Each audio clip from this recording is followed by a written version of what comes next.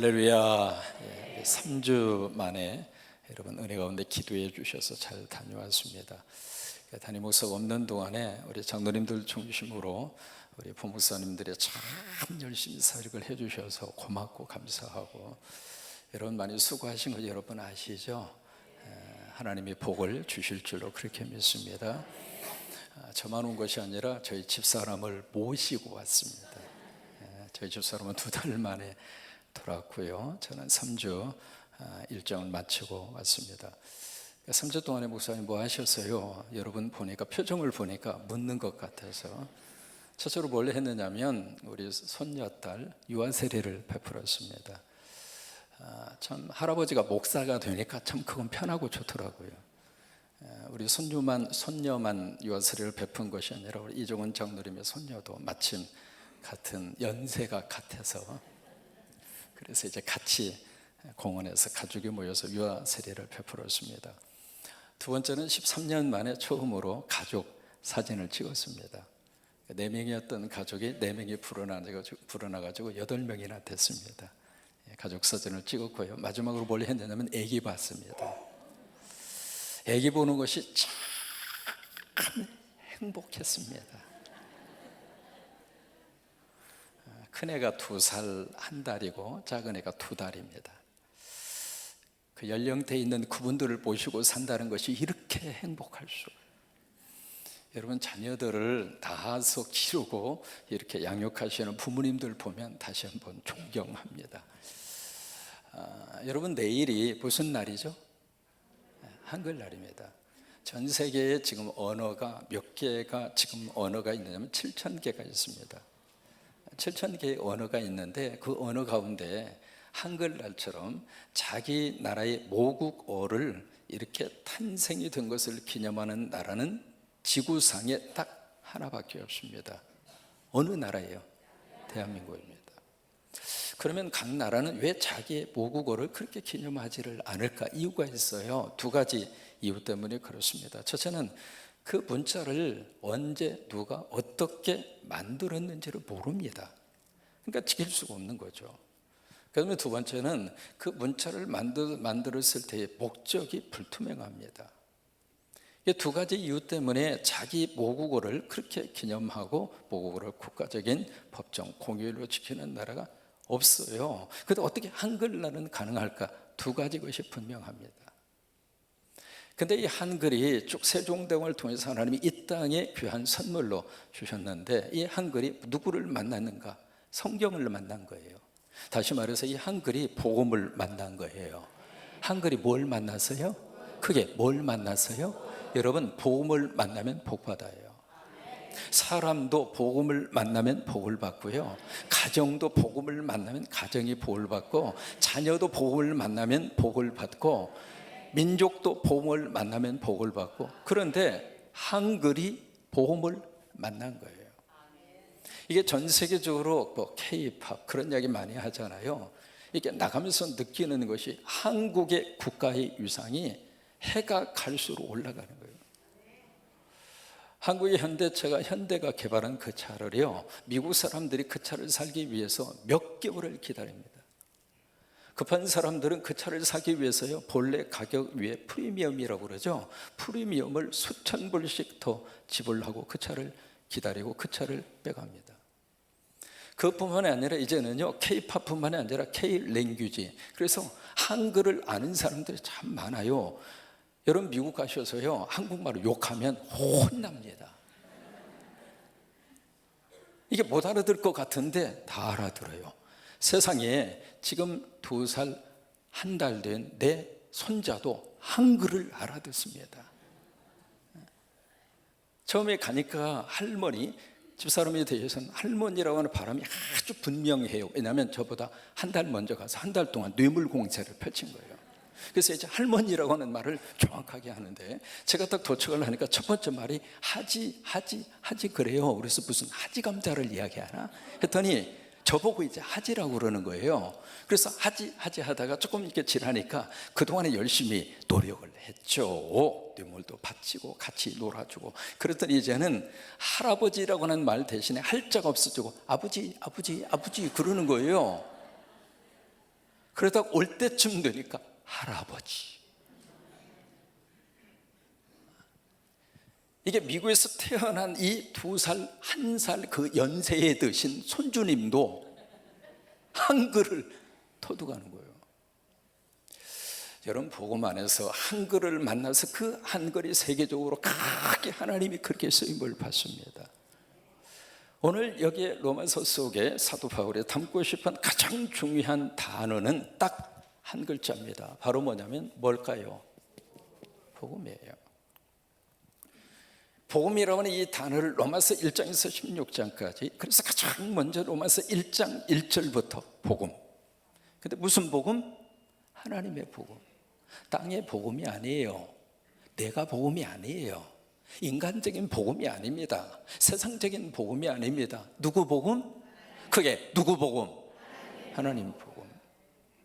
그래서 로마서 16장까지 사도 바울이 담고 싶은 가장 중요한 그의 본질적인 내용은 복음이었어요.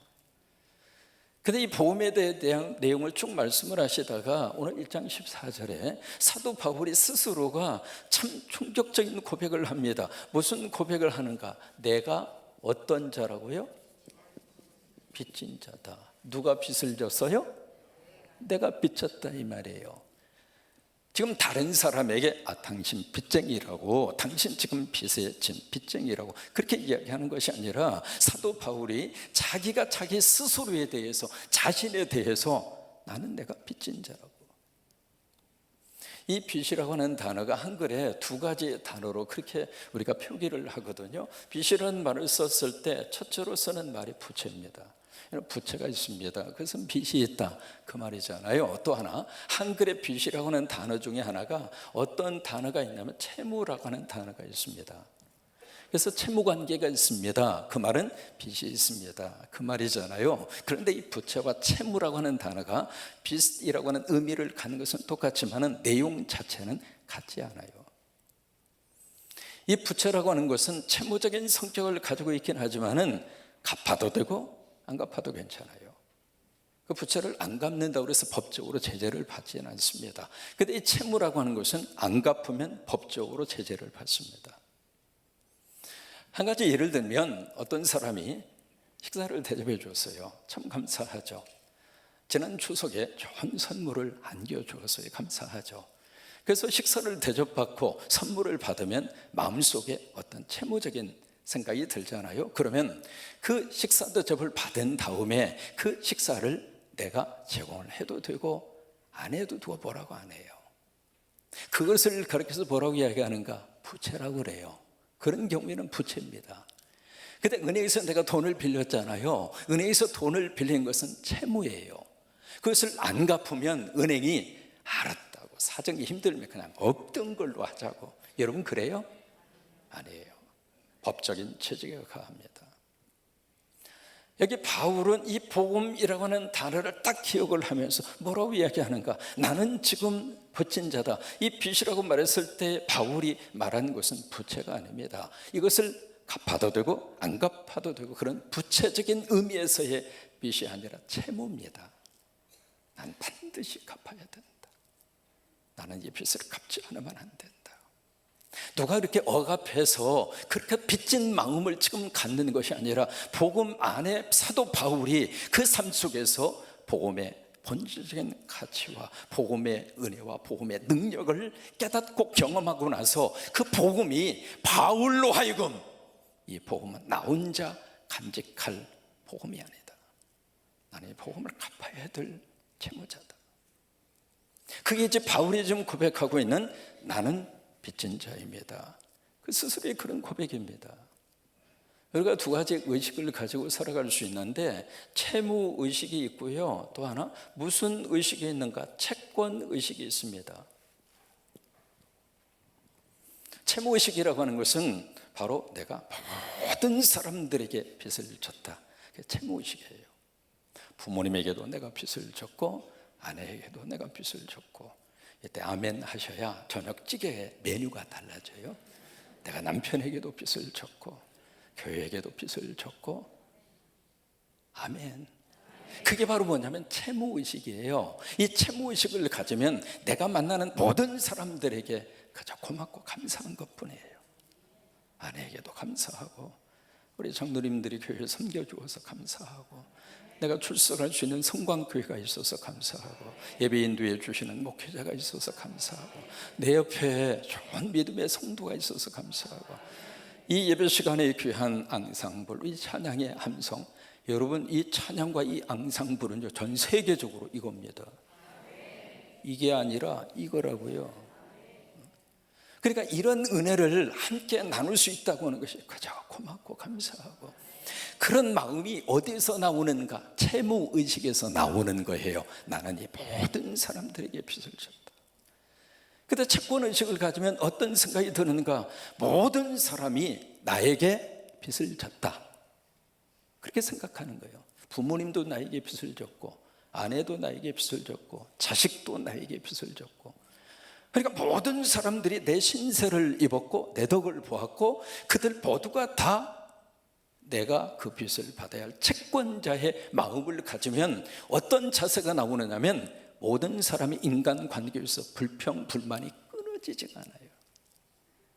내가 쟤한테 어떻게 했는데 그 사람이 나한테 어떻게 이렇게 대할 수 있겠는가? 왜 그래요?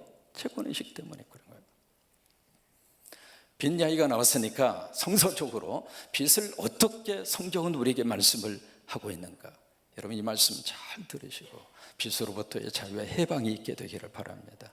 로마서 13장 8절입니다. 성경이 빚에 대해서 뭐라고 말씀을 하시는가? 같이 고백할까요? 빚자 사랑의 빚 외에는 아무에게도 아무 빚도 지지 말라. 여러분 빚 지는 것이 성서적입니까? 아니면 비성서적입니까? 그러면 빚이 있어요, 없어요? 지금 이게 우리 이 사회 구조 속에서, 지금 세상적으로 흘러가는 이 가치관 속에서 저 사람도 빚이 있고, 아 그래 나도 빚이 있고, 살다 보면 빚이 없을 수가 없죠.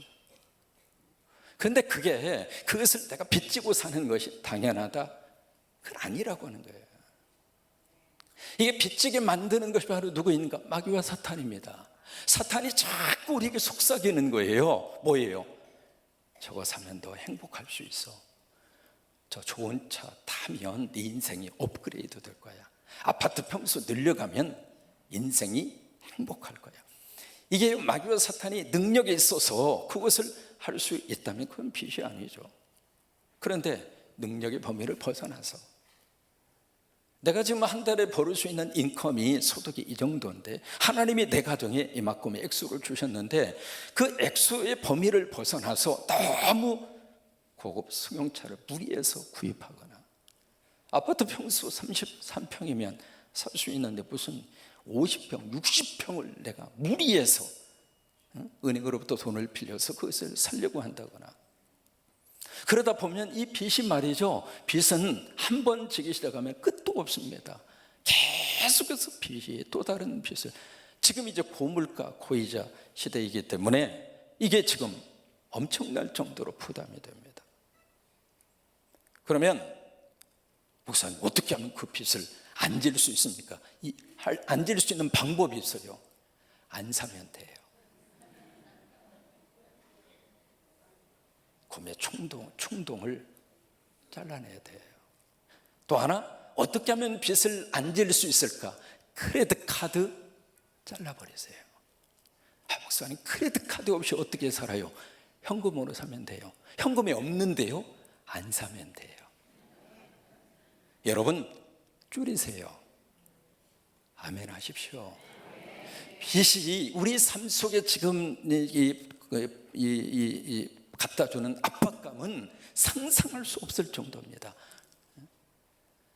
그러니까 하나님은 아무에게도 아무 빚도 지지 말라. 근데 우리는 그 말씀을 딱 대하면서도 그래도 하나님 빚지고 살아야죠. 아니라 이 말이에요.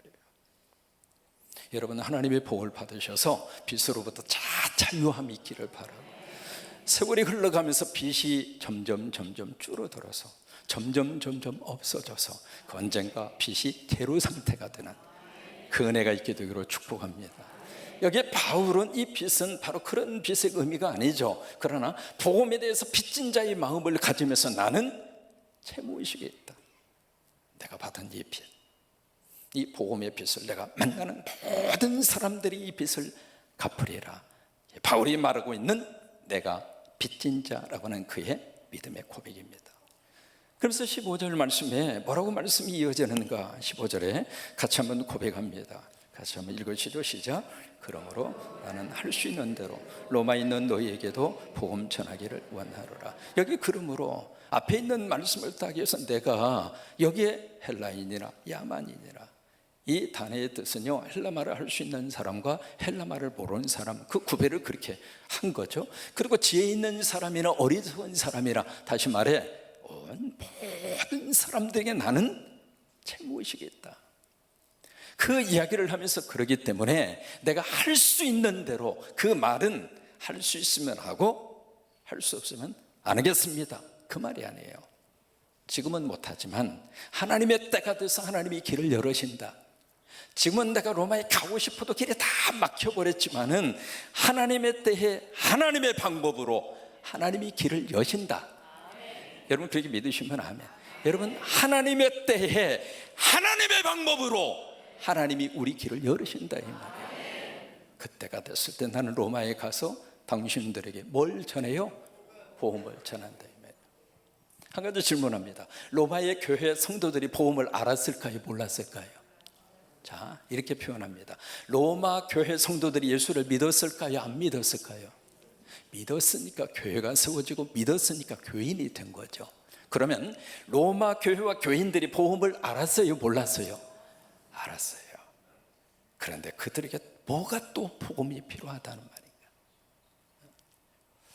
우리 교회의 역사가 쭉 이렇게 진행이 되어져 가면서 꼭 하나 기억해야 할 내용이 있습니다. 역사와 더불어서 교회 속에 복음이 사그라질 수 있는 가능성이 참 많습니다. 그래서 로마의 교회와 성도들에게 지금 바울은 무슨 말을 하고 싶었는가? 다시 무엇으로? 복음으로. 여러분 성광의 강대상에서 외쳐야 할 말씀은 복음입니다. 다시 복음으로, 우리 가정에 다시 복음으로, 우리 자녀들에게 다시 복음으로, 대한민국 속에 다시 복음으로. 왜요? 복음 속에 하나님의 역사가 있고 복음 속에 하나님의 능력이 있고 복음이 이 땅의 답이고 복음이 거룩한 축복이기 때문입니다. 1장 18절에 가서 보시면요, 바울이 갑자기 충격적인 단어를 거기에 써요. 1장 18절에 무슨 단어를 쓰는가? 하나님의 뭐라고 표현하고 있죠? 진노라고. 여러분 진노라고 하는 단어, 이게 보통 단어가 아닙니다. 아니 로마 교회 성도들에게 지금 일면식도 없거든요. 근데 갑자기 편지를 보내면서 하나님의 진노, 그러면서 그 진노가 임할 수밖에 없는 사회적 병리 현상을 18절부터 쭉 기록을 합니다. 기록을 하는데 후반부에 가서 보시면은요, 거기에 16가지 사회적인 현상을 쭉 지적을 해요. 불의로부터 시작해서 무정한 자, 부모를 거역하는 자, 그래서 쭉 하는데 그 앞부분에 무슨 내용이 나오는가? 남자가 남자대로 순리에 의해서 인생을 사는 것이 아니라 남자가 여자로 순리대로 사는 것을 거역하고 영리로 쓰고, 그 어려운 단어들이 나옵니다. 무슨 얘기예요? 바로 성적 문제입니다. 바로 그 분위기가 로마 사회였고요, 로마 사회 속에 흘러가고 있는 그런 현상들이 교회 속에서도 교인들에게도 영향을 미치고 있더라 이 말이에요. 제가 이번에 미국에 있을 때 9월 25일 캘리포니아 주지사가 법안 하나에 서명을 했습니다. 그 법안 때문에 캘리포니아 부모님들이 충격을 받았습니다. 무슨 법안인가? 모든 캘리포니아에 있는 공립학교에 12살 이상의 아이가 자기 성에 대한 정체성의 결정권을 그 아이에게 줘라, 그 말이에요. 만약에 그 결정권을 부모가 거절하거나 그 결정권을 부모가 인정하지 않으면 부모로부터 양육권을 박탈해도 괜찮다. 주지사가 서명한 법안입니다. 아이가 어느 날 집에 와가지고요, 아버지한테, 아버지 왜 나 오늘부터 여자가 될 거야. 오늘부터 내가 여성이 될 거야. 그러니까 아버지가 기가 막히지. 야, 이놈아, 너 남자야. 너 남성이야. 그러니까 애가 아니라고. 나 오늘부터 여자로 살 거라고. 그러다 이 아이가 학교에 갔어요. 학교에 가서 선생님에게 뭐라고 이야기하냐면, 선생님, 제가 집에 가서 아빠한테 오늘부터 여자로 살겠다니까 아빠가 그것을 안 받아줘요. 아, 그래? 부모에게 연락하지 않고요, 그 자리에서 그 아이를 아동 보호소로 보냅니다. 부모의 양육권을 박탈시켜버려요. 거기 주지사가 서명을 한 겁니다. 또 하나, 모든 공립학교에 화장실을 설치할 의무 조항을 거기에 넣는데, 그 화장실을 누가 쓰는가? 제3의 성을 가진 아이들이 그 화장실을 쓸 수 있도록, 남자도 여자도 아니고 그런 성을 가진 아이들이. 세 번째, 고등학교의 모든 고등학교의 학생들에게 무료로 콘돔을 배부라라. 여러분, 미국만 그렇습니까? 세상이 지금 어떻게 흘러가고 있는 거예요? 세상이 지금 어떤 모습으로 지금 요동을 치고 있는 거예요? 한 가지 비관한 예만 들었습니다마는 그것이 바로 우리 교회와 우리 성도들이 살고 있는 삶의 자리라 이 말이에요. 여러분, 이런 속에서 다시 복음으로, 다시 복음으로, 여러분, 생명을 걸고 우리가 붙들어야 될 본질적인 가치는 복음이에요. 세상은 그렇게 흘러간다 할지라도 복음은 변하지 않습니다. 복음이 이 땅에 치유의 역사로, 복음만이 이 땅을 고칠 수 있고, 그래서 그 복음에 대해서 사도 바울은 철저하게 이 채무의식을 가진 거예요. 그러면서 이 채무의식을 가지고 나는 이 복음의 빚을 갚는 자로, 그래서 빌립보 지역에 교회 세우고, 고린도 지역에 고린도 교회 세우고, 안디옥 교회를 세우고, 에베소 교회를 세우고, 이제 로마에 있는 성도들에게까지 가서 내가 복음을 전하리라, 그런 거예요. 이번에 우리 초등부 친구들이 금요일 그리고 토요일 1박 2일 동안 합정동에 있는 양화진 선교사, 외국인 선교사 묘역에 갑니다. 그 묘역에 가시면 15개 나라에서 오신 417명의 선교사님들의 묘지가 거기에 쭉 그렇게 조성이 되어 있습니다. 그때 선교사님들의 거기에 나이를 보면 20대, 30대, 40대예요. 다 젊은 분들이에요. 그분들이 이 땅에 와서 복음 전하다가 죽어 거기에 묘지를 남긴 거예요. 그 묘지를 쭉 이렇게 살펴보면 참 감동적인 묘비가 참 많습니다. 그 중에 하나가 루비 캔드릭이라고 하는 여자 선교사입니다. 그분의 사진과 더불어서 그 옆에 영어로 쓰여진 묘비가 있습니다. 그 묘비의 내용이 무슨 내용이냐면, 만약에 나에게 1000개의 목숨이 있다면 이 1000개를 조선 땅에다가 바치겠다. 저번에 텍사스에 청년도로 조성이 된 선교회 단체에서 파송받아서 조선 땅에 왔어요. 25살에 25살 꽃다운 나이에 이 나라에 와서 그때 선교 훈련을 받고 한글을 배우다가 급성 맹장염에 걸립니다. 근데 그 수술을 받다가 한국 땅에 도착한 지 8개월 만에 그분이 25살 그 나이로 세상을 떠납니다. 그가 죽으면서 바로 저 묘비명을 남긴 거예요. 나는 25살에 죽지만 만약에 나에게 생명이 1000개가 있다면 이 1000개의 생명조차도 나는 이 땅에 바치리라. 그분이 마지막 죽기 전에 아버지 어머니에게 편지를 보냅니다. 유언과 같은 편지입니다. 상당히 긴 내용입니다만 그 편지를 읽으면서 많이 울었습니다. 우리는 그분들이 그렇게 해서 이 땅에 복음을 심어주었고, 그 복음의 은혜로 이 땅에 교회가 세워지고, 학교가 세워지고, 병원이 세워지고, 대한민국이 이렇게 먹고 살게 됐다고 하는 것을 우리는 믿습니다. 그 편지의 내용이 바로 그 내용이에요. 뭐냐면 좀 깁니다만은 한번 살펴봤으면 좋겠습니다. 이곳 조선 땅에 오기 전에 집들에 심었던 꽃들이 활짝 피어났다고 하는 소식을 들었을 때 하루 종일 난 집 생각만 했습니다. 욕심쟁이 수지가 그 씨앗을 받아 동네 사람들에게 나누어 주다니 너무나 대견스럽군요. 아버지 어머니, 이곳 조선 땅은 참으로 아름다운 곳입니다. 모두들 하나님을 닮은 사람들 같습니다.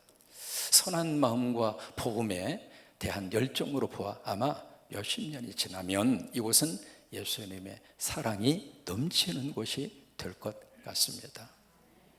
저는 복음을 듣기 위해 20km를 맨발로 걸어오는 어린 아이들을 보았을 때, 여러분 이때부터 맨발 걷기 한 겁니다. 그 아이들을 보았을 때 그들 안에 있는 하나님의 사랑 때문에 오히려 위로를 받았습니다. 그러나 한편에서는 탄압이 점점 심해지고 있습니다. 그저께는 예수님을 영접한 지 일주일도 안 된 서너 명이 끌려가 순교했고, 토마스 선교사와 제임스 선교사도 순교했습니다. 선교본부에서는 철수하라는 지시가 있었지만 대부분 선교사님들은 그들이 전도한 조선인들과 아직도 숨어서 예배를 드리고 있습니다. 그들은 모두가 순교할 작정인가 봅니다. 오늘 밤은 유난히도 고향으로 돌아가고 싶습니다. 외국인을 죽이고 기독교를 증오한다는 소문 때문에 부두에서 저를 끝까지 말리셨던 어머님의 얼굴이 자꾸 내 눈앞에 아른거립니다. 아버지 어머니, 어쩌면 이 편지가 마지막일 수 있습니다. 제가 이곳에 오기 전에 뒷뜰에 심었던 하나리의 씨앗이 이제 내년이면 온 동네가 꽃으로 가득하겠죠. 그리고 또 다른 씨앗을 만들어 조선 땅에는 많은 꽃들이 피어나고 그들도 여러 나라에서 씨앗이 될 것입니다. 저는 이 땅에 저의 심장을 묻겠습니다.